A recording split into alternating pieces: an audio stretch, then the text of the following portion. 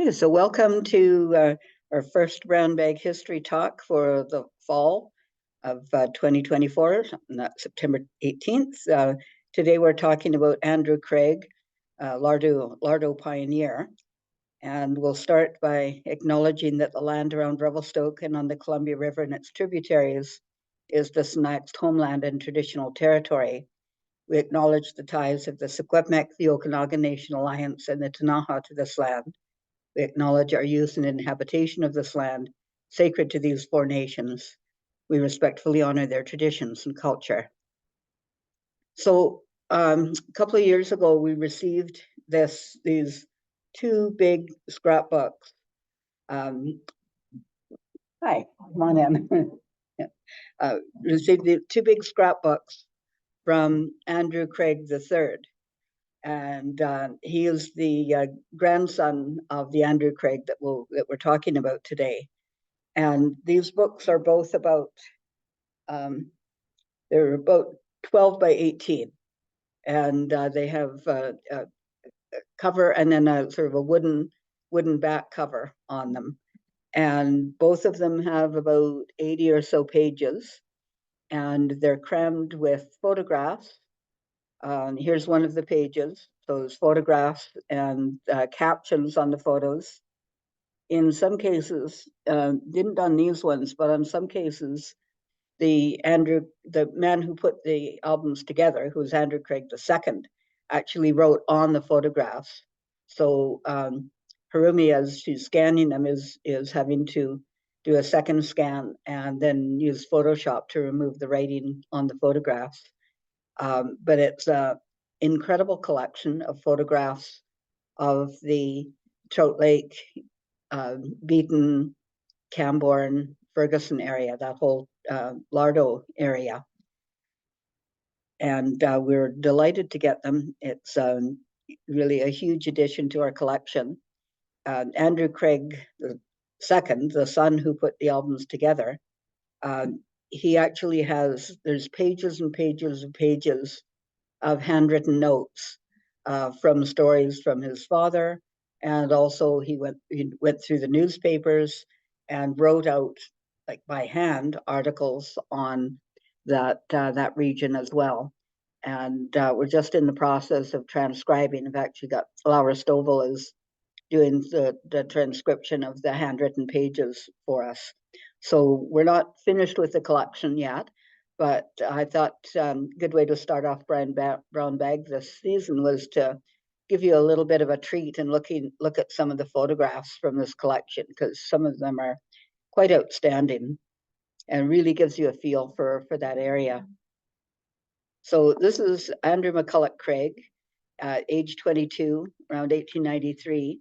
He was born April 30th, 1869 in Truro, Nova Scotia, and came out west and ended up in Thompson's Landing, or Beaton, in 1895, and began a stagecoach service, starting out with one 4-horse team, and eventually grew his teams, and actually went in partner with another man named Ed Hillman.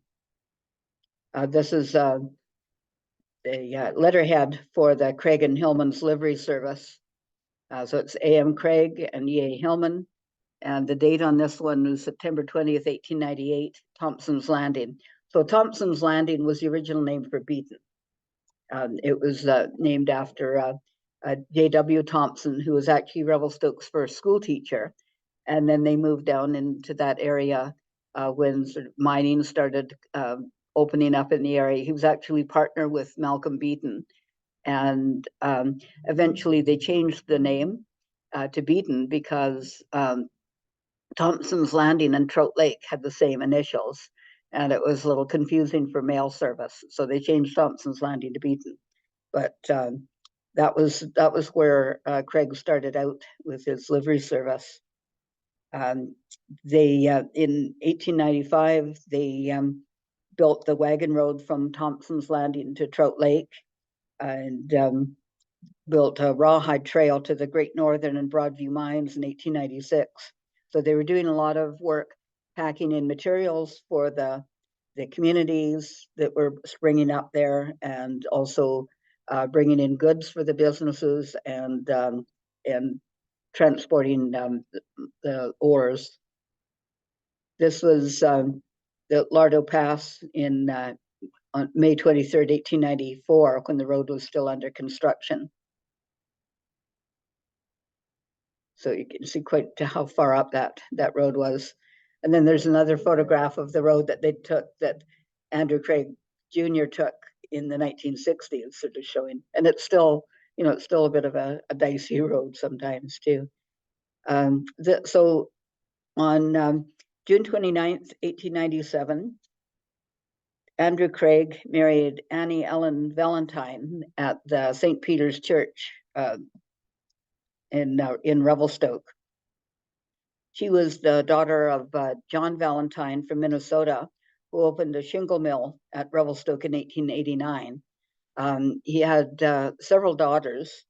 One of his other daughters, May, married William Tomlinson, who was a railroad engineer of Revelstoke. And some of you will remember the name Tomlinson. Michael Tomlinson was a grandson of William Tomlinson and May Valentine. So no, and the families were. You'll see a few photographs later of some of the Tomlinson kids hanging out in Trout Lake with their cousins.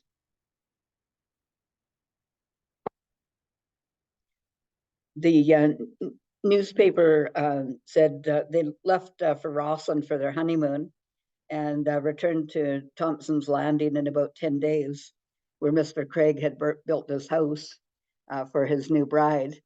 The newspaper said on their return home, on the arrival of the steamer, a salute of 20 guns was fired. The ladies of the Landing gave the young couple a rousing reception, which wound up with a grand ball in the Exchange Hotel. The Thompson's Landing Band, consisting of 25 instruments under the leadership of Professor Ed Hillman, serenaded the young couple for about an hour, rendering a large variety of beautiful selections. And then it said that the party then proceeded to the bar, but Andrew Craig was a teetotaler, he was a temperance man. So in his honor, they actually just drank soda.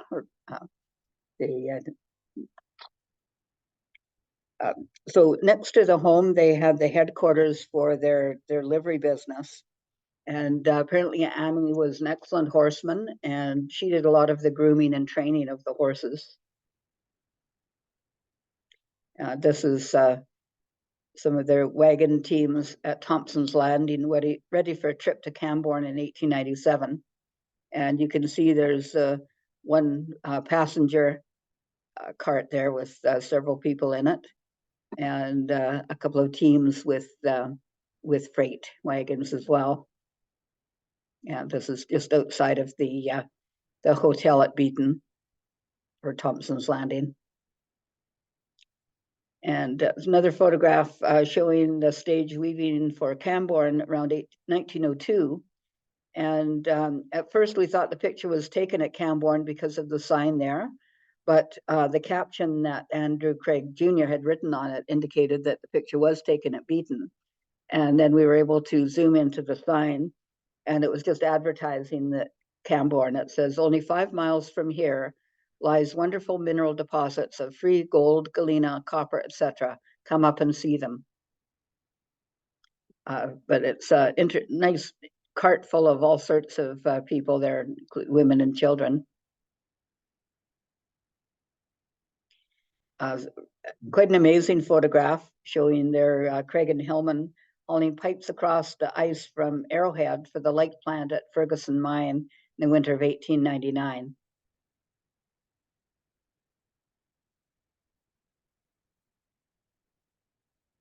And a pack train taking cables to a mine somewhere in the Trout Lake area around 1900.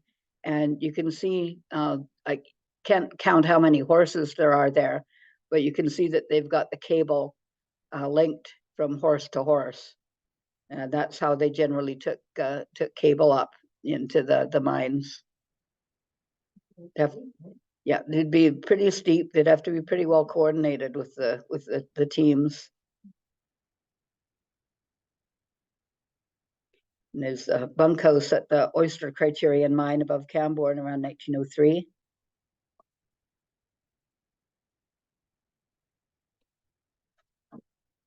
A group of people in front of the Beaton Hotel on Dominion Day, July 1st, 1901.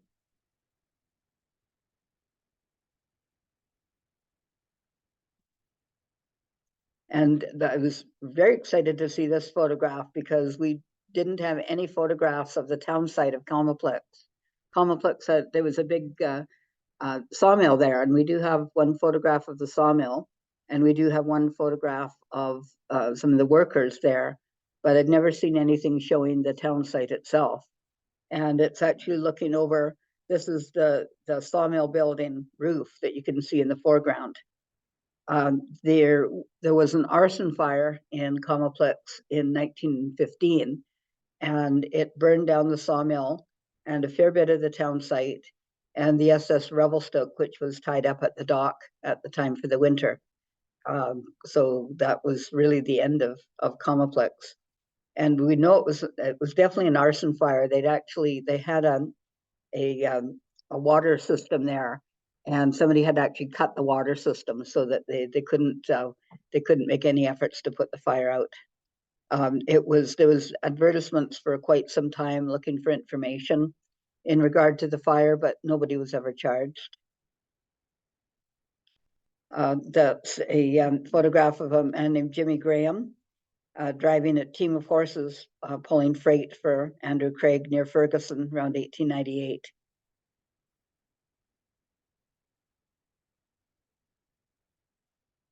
And horses and wagon, you can see it right in there at the bridge across the North Fork of the Lardeau Creek above Ferguson around 1900. Yeah, so all of the bridges and the roads, were definitely not the best. So it would have been some pretty skillful driving doing their work there. It's a bridge across the Incomoplex River, built by George Ritchie in 1901. And we have a lot of the detail because Andrew Craig Jr. wrote out these detailed captions on the photographs. At the Oyster Criterion mine tramway at Camborne in 1903, and Andrew Craig had hauled the equipment up from Beaton. And this was actually a Truman photo. He was a well-known Vancouver and Revelstoke photographer, professional photographer. Interesting photograph showing their pack horses covered with blankets and tarps.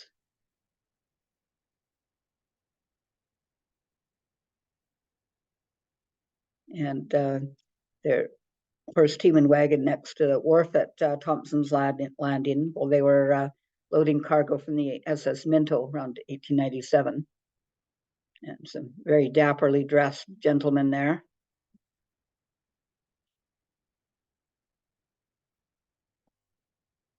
And Chummy Johnson was another of the drivers that worked for Craig and Hillman. And he's driving the heavy freight wagon on the bridge between Ferguson and Trout Lake around 1905.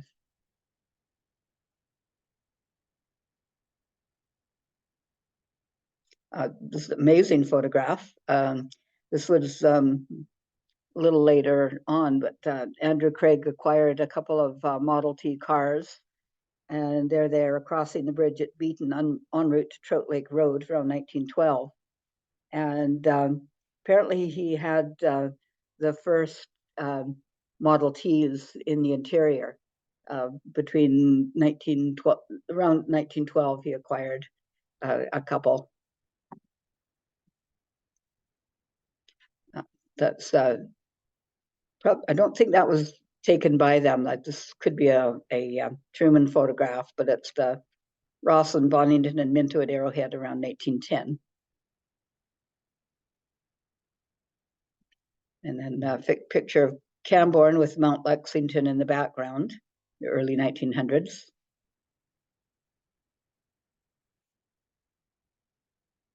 And Andrew Craig with a snowplow at Trout Lake around 1910.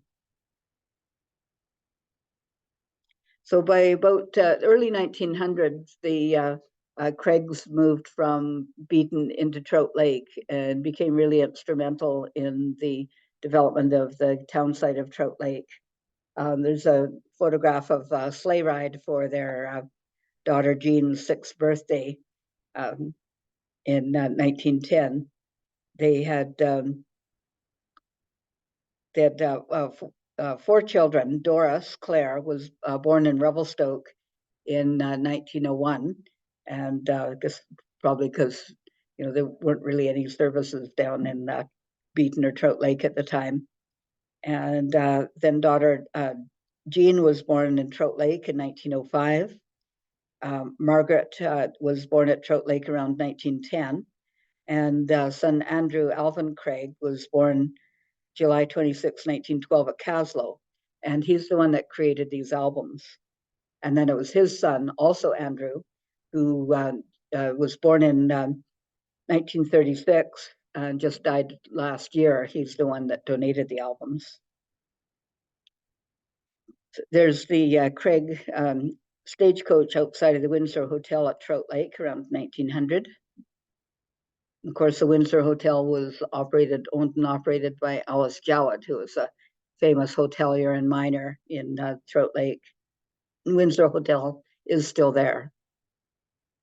And another group in front of the hotel, and some of his Model Ts. That would have been a little later. And so there's several really good photographs of Trout Lake in the collection as well. This one says looking west from the Madden Hotel towards the Windsor Hotel around 1905. And it was laundry day. So there's the laundry out on the line there. It's a really good photograph of Trout Lake. And another downtown Trout Lake, the Madden Hotel, printing office, barber shop, Hume Fraser store, and then on sort of just outside of view, there was a Murray's store and Abe's drugstore. This was taken around 1910. And, showing the bridge over Lardeau Creek at Trout Lake and the Windsor Hotel right there.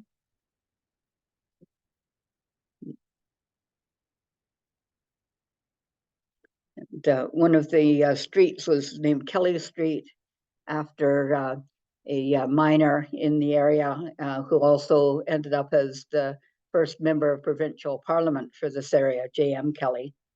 So we got a street named after him. So they said at the end it was their Johnny Parisian house, the LeBeau grocery store, and then this is the International Order of Oddfellows Hall. So a pretty substantial building for the lodge. Lovely little photograph of a couple of children there, Ollie Christie and Margaret Craig, 1912. And his wagon says artillery car, their wagon. And quite a fancy looking house for the Godso family on Vancouver Street in Trout Lake. Love this photograph. It's children on the beach at Trout Lake around 1905, and there's a sawmill in the background that was run by the Clink family. So there's some of the Tomlinson children here too. So Hyla Tomlinson, Doris Craig, not sure about that boy, Val Tomlinson, Gary Tomlinson, and then not sure who the girl is. But Gary Tomlinson was the father of Michael Tomlinson.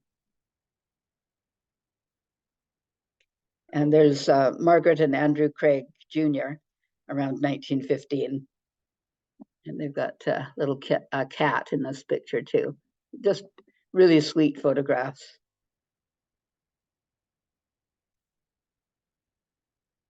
And Herb Christie and Margaret Craig at Trout Lake around 1910. So after a while, the Craig put an addition on his house for the post office and telephone service and became the postmaster of Trout Lake. And he also established a dairy herd. So it had a dairy farm there. So this is the second Trout Lake School, opened in 1914. A very beautiful little building. And we do have the names of the children there, that because Mr. Craig, who put the album together, actually wrote their names there, right across the photograph. So we were able to do another scan and remove the names, but we also have the names too, which was good. Although I don't recommend I don't recommend that people write directly onto photographs.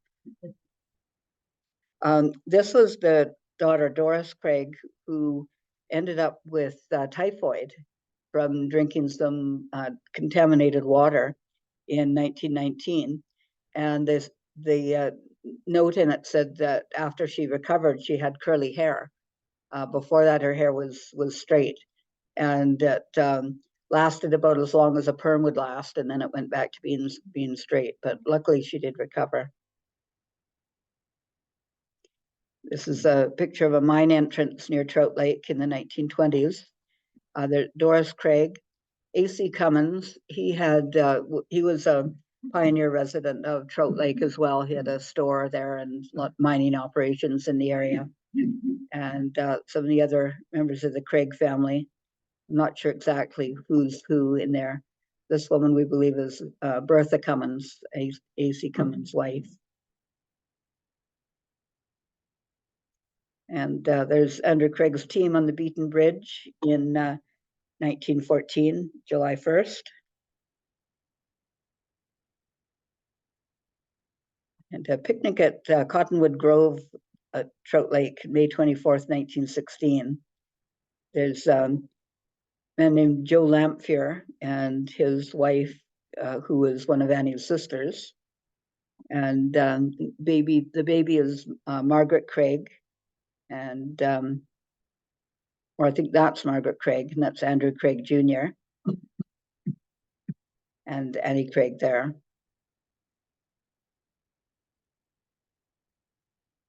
And Annie Craig and her sister Lil Lamphere on horses around 1910. So there's, I didn't put, this is just a sample of the photographs. There's lots of photographs of women and children on horseback out in the woods, out in the hills above Trout Lake. It's a nice photograph of a group above the hills. And this is Alice Jowett right here.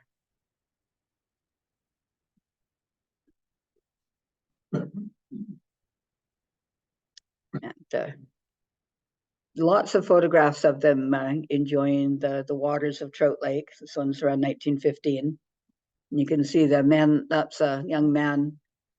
That's, yeah, wearing a bathing suit. We actually have a bathing suit like that in our collection. It's made of wool, navy blue. Yeah. And that's Andrew Craig and Steve Monroe. Craig had a ranch at Stobart Lake where he was growing hay for his cattle, and Monroe was the caretaker for the ranch. That's the little steamship Victoria and an ore barge at Trout Lake in 1906. And SS Victoria and Proctor on Trout Lake circa 1905.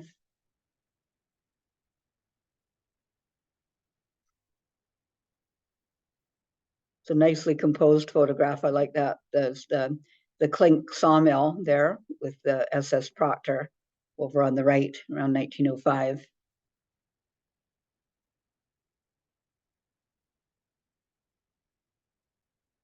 And tugboat Yale breaking ice in the Beaton Arm around 1920.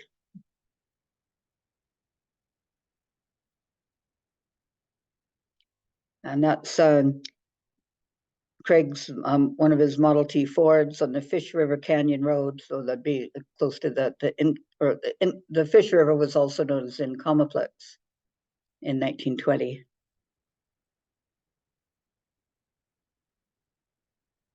So as I said, this was just sort of a brief introduction to the collection, And so I'm just going to end with a couple of my favorite photographs from the collection.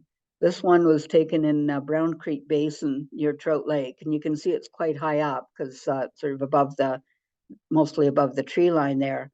But this woman is pointing a rifle, and this woman is doing something with the log there. She's got a pole of some sort by the log. And then this girl, and that's Andrew Craig, have a Swede saw, and they're cutting a log. So, and somebody built that cabin way up there. So it's quite an amazing photograph. Yeah. Yeah, you just can't imagine just getting up there. And then this we'll end with this photograph. A couple of calves, twin calves on Andrew Craig's farm, March 22nd, 1915. And those are the 4 Craig children. There's Jean, Andrew Jr., Doris, and Margaret. To get just an absolutely delightful little photograph. So this is just a very small sample. I think I've showed you about 50 photographs, and there's probably closer to 200 in the collection. So there will definitely be another talk based on this collection and based on some of the information when we've been able to collect some more of the written information as well. This is just a little bit of a teaser for this collection and to show you the kind of fun stuff that we end up with in the museum and things that we get to deal with and collect. So the next Brown Bag History in 2 weeks is October 2nd, and it'll be a sneak peek at our Reclaimed Voices exhibit, which may not be 100% finished by then, but it will be in this room. So some of the mock-ups you see on this room is sort of where the exhibits are going to be, and where some of the panels are in production right now. So we'll take you through sort of what that exhibit's going to be about. And but just be aware that as construction progresses, we may end up having to cancel a talk or two. We'll just sort of see how things go. So we do have the schedule available, and I think they have some copies of that down at the front table or the front desk. I'm going to do one called Revelstoke Mythbusters, because people come up with stories, and I've had over the years, I've had to sort of refute stories that people have told me. Sometimes people have information that I don't believe at first. It turns out to be true, but it is quite often the other way around. So we'll dig into some of those. I've got a special guest speaker on October 30th. Rosemary Tracy is going to talk about Mount Begbie School. And then November 3rd, it's just after the Armistice Day or Remembrance Day. And this year was 110 years since the outbreak of World War I. And then we'll talk about Beaton, BC, and then end the season with a bit about music and entertainment. So thank you for coming, and see you in 2 weeks. I just have a question. Okay. The home